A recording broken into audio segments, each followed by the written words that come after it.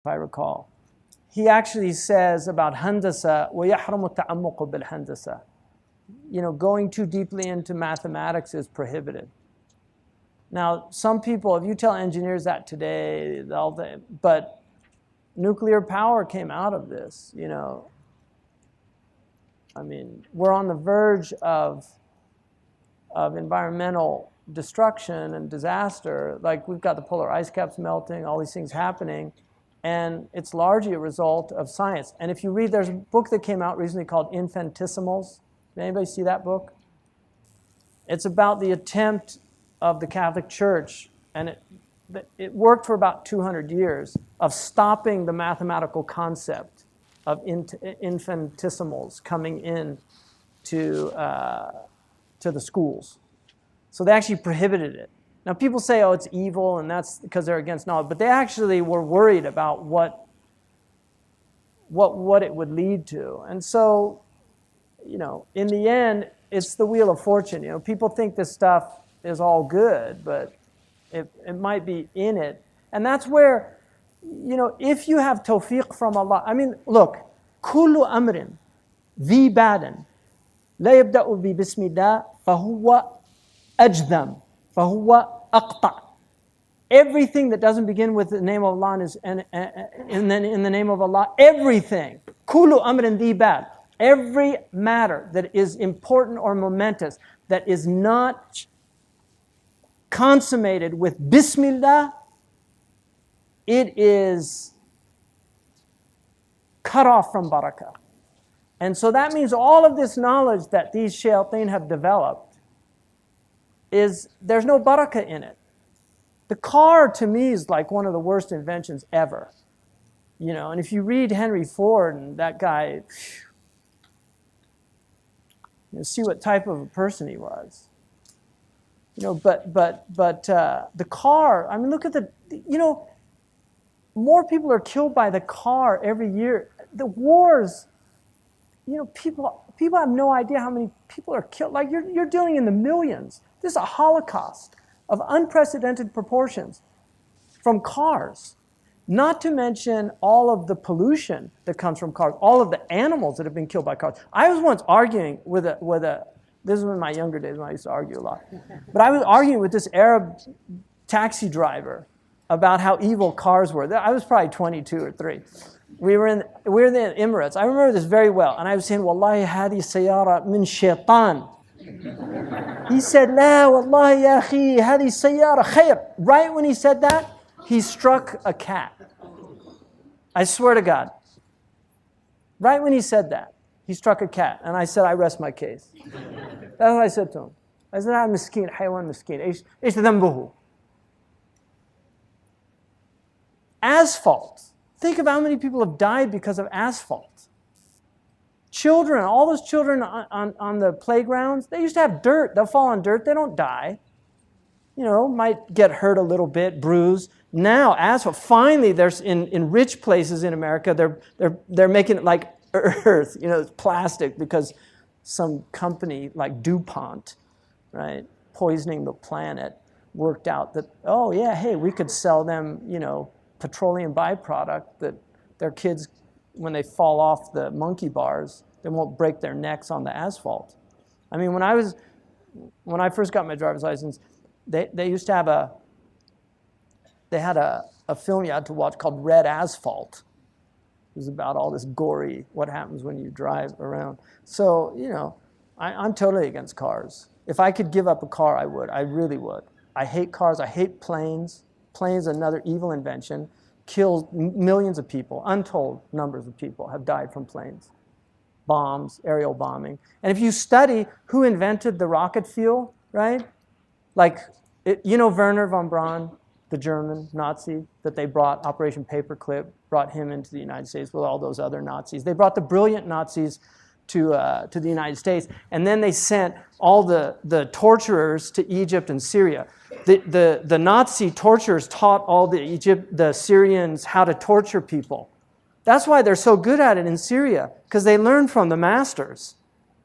That's all history, people. I'm not making that up. You can look at that. They were in Egypt. All those Nazis were living in Egypt, right? Who got them out? They knew where they were. But if you look, Werner von Braun, right? He's called, you know what they call him at NASA? The father of the space age.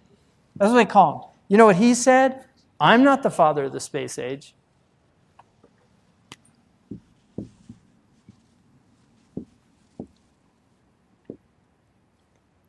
That's the real father of the space age. Okay, now this guy, who was at Cal Poly Tech, right? This guy, Jack Parsons, was openly a devil worshiper. He developed the fuel that enabled us to penetrate the stratosphere. Satellites could not have come about without this guy. In his diary that he himself wrote, he had a dream. This is 1948. He had a dream where he saw somebody that he calls Belial Dajjal. And he tells him, you are helping me. Okay, I'm not making this up. You think I'm making this up? Wallahi, I'm not making this up. You go look it up yourself. Okay, so where's all this stuff coming from? Seriously, where's it all coming from? We're in the age of the Dajjal, you know. It's just Allahu Alam, when and where and what, but this is it, people. As far as I'm concerned, it's end game. Huh? That's why Allahu Akbar, water and prayer and Qibla, can't take that away from us. So just keep doing, you know. I mean, Khabbab wanted to, you know, he wanted to ask for death, you know. And he was with the Prophet ﷺ. Can you imagine that? Wanting to ask for death and you're living with the Prophet? So what about the age of the Dajjal? People will go by graves saying, would that I was in his place. Laytani makanahu. So we need to prepare as much as we can. You know, but the technology, if you study where all this technology comes from, okay, you know, read about the magic and the Enlightenment period. All these scientists were magicians. They were all into black magic. You read about Francis Bacon. I just read a biography of Francis Bacon called Knowledge is Power, Magic and the Creation of Modern Science. Francis Bacon was reading all these magical books. 2001: A Space Odyssey. What's his name? No, the guy that wrote it. Arthur C. Clarke. Arthur C. Clarke, great technologist. He actually has most of the patents that enabled the satellites, right? If you look at his interview with BBC in 1961, where he predicts the internet, he predicts the cell phones, he predicts texting. He said that by the year 2000, people are going to have handheld devices that enable them to talk to anybody anywhere, right? Arthur C. Clarke said, and he has 3 laws of technology. One of his laws is no technology reaches a level of complexity except it becomes indistinguishable from magic. So, you know, I don't know. I'm not a big fan. I'm not a Luddite, right? I'm using a microphone right now. I'm not a Luddite, but this whole worshipful attitude towards technology to me is really stupid. And if you want to read an interesting book, it's called Giving Up the Gun, which is about the fact that the Japanese chose consciously to ban the gun. And they did it because of the samurai lobby. Because the samurais thought it was disgusting that a man could spend 30 years becoming a master swordsman and some idiot could pick up a gun and just kill him. They just thought it was just so unaesthetic. And so they outlawed the gun, even though the Japanese were making the best guns in the 16th century on the entire planet. They had solved the problem of the water because they used to go out when it was wet or damp and the powder got damp. They actually had waterproof powder kegs in their guns in the 16th century. And we know Japanese technology. I mean, it just took them a little while to get used to the cars, and now they're making better cars than any of the American cars. I mean, the Japanese have itqan when they do things, but they outlawed the gun. This whole idea that because it exists, Oh, why do we do it? Because. You know, it's like these people say, why did we climb Mount McKinley? You know, or what's the K2? Is that what's K2? What's the tallest mountain in the world? Everest. Why do we climb Mount Everest? Because it's there. I mean, what a stupid thing to say.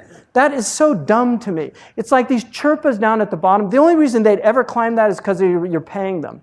They've been at the bottom of that mountain for centuries. They never thought about climbing. It's like, I'm not going up there. You know, and what do they get up there? You know, they get up there and they can't breathe. First indication you're probably not supposed to be there. But they literally get blown off the mountain by wind. You know how many people have died? That British lady who left her kids in England to go climb Mount Everest. She got blown off. She orphaned her children. SubhanAllah. Well, because, we should do it just because we can. Just do it. These are demonic slogans of this age. Just do it. You know, no limits. I mean, who made that one up? No limits? What do you mean? All you are is limits. You're limited in your space. You're limited in the decibels that you can produce. You're limited in your breathing. You're limited in your intellect. Everything's limits. No limits? What are you talking about? Stupid people. Seriously, just mad people. Anyway, time to pray.